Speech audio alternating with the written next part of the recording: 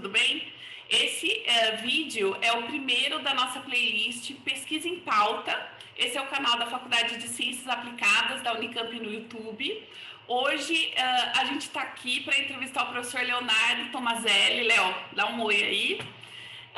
Eu e o professor Mauro estamos aqui para falar com o professor Leonardo sobre inteligência artificial e ética. Professor Mauro, minha pergunta para você é: o que é ética? E, Léo, o que é inteligência artificial e como inteligência artificial conversa com ética, né, com os conhecimentos da ética dentro do seu laboratório, dentro das suas pesquisas? Então, professor Mauro, pode ficar à Em primeiro lugar, é uma alegria, é um prazer, é uma honra compartilhar a apresentação das pesquisas do Leonardo. Confesso que vim como um curioso para fazer uma prosa com ele e já respondo a sua pergunta de modo bastante sintético. A ética é uma teoria, é uma compreensão, é um ramo da filosofia. A melhor forma, Cris, julgo eu, para entender a ética é a partir de uma alegoria chamada Alegoria da Caverna. Há 4 momentos fundamentais. Primeiro, quando o sujeito está acorrentado no fundo da caverna, ele quer se libertar da ignorância e, por esse motivo, ele busca o conhecimento. Quando ele chega fora da caverna, ele se defronta com o bem, com o conhecimento, com a verdade, e ele se pergunta: isso é bom o suficiente para que eu queira compartilhar com as pessoas que estão na caverna? Esse é o momento da reflexão ética, quando eu me pergunto se acerca daquilo que eu descobri é importante compartilhar com os demais. Quando ele toma a decisão de voltar, é uma decisão política. Quando ele chega e começa a conversar com as demais pessoas, é o momento da educação. Você vê que está tudo interligado, né? Produção do conhecimento, localização do saber, essa indagação sobre o bem que deve ser compartilhado, mas esse bem que é a ética se diferencia em 2 ramos. Ética de princípios, que é aquele raciocínio que a gente faz acerca de ideias como liberdade, justiça, paz, respeito, tentar estabelecer quais são os princípios que a gente acredita de fato neles. É o momento da fundamentação. Agora, no momento mais recente, há um ramo da ética, que eu acredito que é aquele que se aproxima mais das investigações do professor Leonardo, que é a chamada ética de consequências. Quando precisa entrar no cenário a preocupação com os resultados, com os impactos sobre as demais pessoas. Então, esse ramo da ética se chama ética consequencialista. Isso para começar a nossa conversa. Muito bom. Professor Leonardo, como que a ética, então, você diria que está relacionada com as suas pesquisas lá dentro do laboratório? Qual é o nome do seu laboratório, professor? Laboratório de Análise de Dados e Apoio à Decisão. Isso. É o LAD2. Que eu, aliás, compartilho com os colegas, né, os professores Cristiano, todos da FCA, né? O professor Cristiano, a professora Priscila e o professor Washington. Mas vamos lá. Primeiro, também, uma alegria muito grande estar aqui, Cris, Mauro, professor Mauro, meu colega da FCA. E acho que é um espaço único aqui de diálogo, né, que a gente consegue aqui na FCA. E também aqui, como o Mauro disse que está como curioso, eu também, sabe, Mauro, porque eu estou descobrindo esse assunto, para ser bem sincero, né? A gente tem muito que aprender, né? Inclusive, vou falar um pouco sobre isso na hora de comentar em que ponto estamos, né? Mas só, Cris, te falando um pouco rapidamente da inteligência artificial, e já falo das relações com a ética, né? Do que se entende hoje dessas relações. A inteligência artificial, acho que todo mundo tem ouvido falar desse nome, né? É aquele termo que as pessoas mais ou menos já sabem o que é, mas é difícil, não tem uma definição universal até hoje, né? Uma coisa muito ampla. Mas eu vou colocar aqui para a gente que talvez uma possível definição seja desenvolver, colocar aqui algoritmos, né? Autômatos, né? Automatizar processos que uma pessoa, que um ser humano costuma fazer. Uma definição, uma das diferentes definições é essa, eu vou me fiar nessa definição aqui para a nossa conversa, né? Então, a gente tenta, mais ou menos, programar máquinas, computadores, qualquer tipo de sistema computacional para replicar a tarefa, né, de um ser humano, né? É difícil definir porque ninguém sabe muito bem, quer dizer, tem teorias de inteligência, mas entra muito nessa questão. Tem até uma definição que eu gosto bastante de um pesquisador que chama François Chollet, e ele fala que o nome... Claro, cada um tem um nome mais apropriado para uma coisa, né? Mas eu gosto do nome apropriado que ele dá para a inteligência artificial, que é um pouco a emulação cognitiva, né? A gente replicar comportamentos cognitivos do ser humano numa máquina. Um exemplo concreto, um médico avalia diagnósticos de uma doença todos os dias, olha imagens, então talvez a gente faz isso, na verdade, tentar ali, a partir desse diagnóstico, a partir dessas imagens, criar alguma forma automática de fazer isso, talvez até melhor com o médico, eventualmente, tem resultados que mostram que em algumas situações é melhor, e também pode ganhar escala, pode ganhar potência, né, pode ganhar um volume um maior número de diagnósticos, por exemplo, né, dentre as vantagens. Então é isso.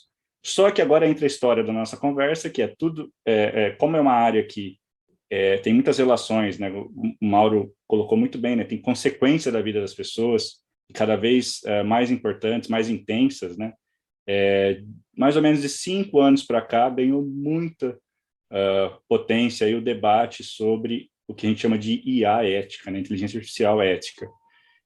E aí eu até aproveito a fala inicial do Mauro, porque é justamente principalmente a ética de consequências, né, que ele já explicou muito bem, e até hoje está se estruturando um debate sobre esses princípios da IA ética, isso não é uma unanimidade, mas questões como igualdade, justiça, uso de métodos para o bem, né? Claro que aí é filosófico, né? Não uso de métodos para aplicações danosas, para violação de privacidade. Então, todo esse arcabouço entra no contexto da IA ética. E a gente tem trabalhado com isso, né?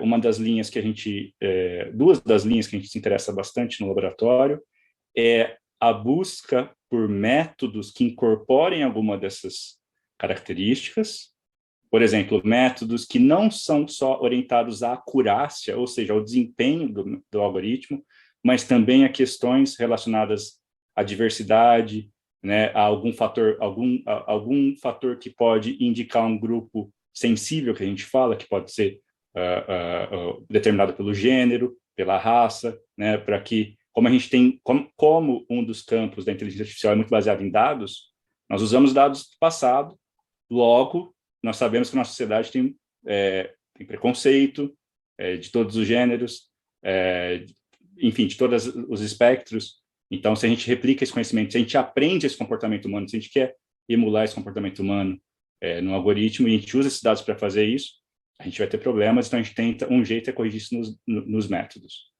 E o outro é tornar esses métodos mais transparentes. Então, que a gente chama de interpretabilidade. É muito importante que as pessoas saibam como que esses métodos funcionam. Porque se eles vão decidir coisas importantes, ou pelo menos eles não deveriam decidir, eles deveriam apoiar a decisão, né? Mas muita gente usa, né, como já um tomador de decisão a IA. Se eles vão decidir, pelo menos é importante que alguém se responsabilize, que a gente consiga explicar como que esse método está tomando uma decisão.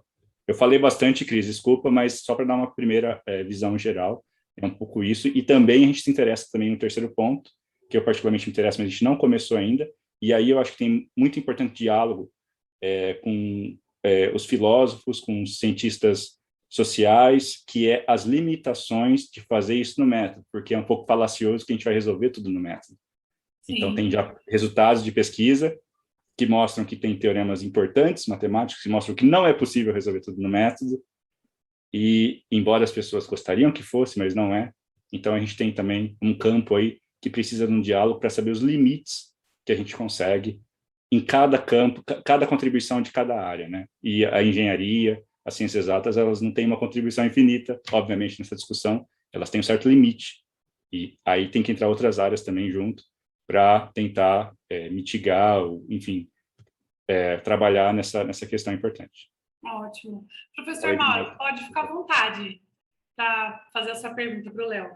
Gostei muitíssimo dessa exposição, dessa apresentação do Leonardo. Leonardo, temos muito que conversar, né? Sempre há muito que conversar. Sim. Quando eu escuto o Leonardo, de modo geral, assim, as pessoas se referindo à ética, geralmente eles pensam que a ética serve para limitar.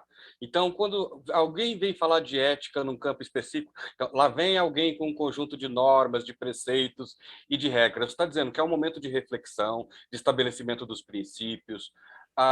Você, assim, considera que a ética ela contribui para o trabalho de quem está pesquisando IA?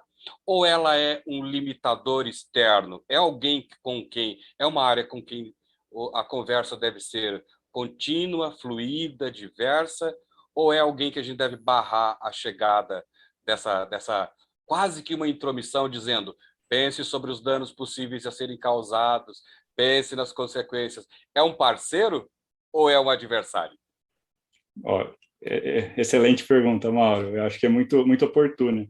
Eu vou te dar duas respostas. Acho que sim, tem esse aspecto tipo, opa, é um limite. Então, aí a ética é um limite, nós temos que lidar com isso, temos mesmo, não tem jeito.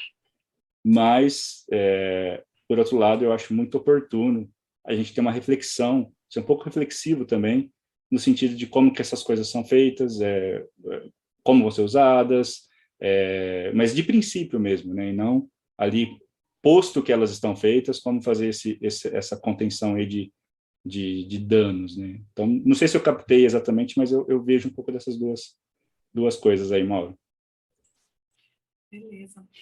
Professor Léo, a gente tem uma pergunta que recebemos pela página da faculdade no Instagram, do aluno Leonan Nelson. Ele queria saber como você vê o reflexo das novas políticas de LGPD, né, Lei Geral de Proteção de Dados, na disponibilidade e análise de dados. Legal, excelente pergunta também, Cris. Eu acho que, bom, tem a LGPD, né, que agora está, de fato começou agora há pouco, né, a execução, né, dessa importante lei. Eu acho que é muito oportuno, né, foi uma discussão muito oportuna aqui no Brasil, e vários países têm tido essa discussão também, e eu acho que é fundamental pelo sentido que, eu acabei não dizendo isso no começo, né, mas a principal abordagem de inteligência artificial se chama aprendizado de máquina, que é aquela que aprende com dados. Então, dados são matéria-prima, né?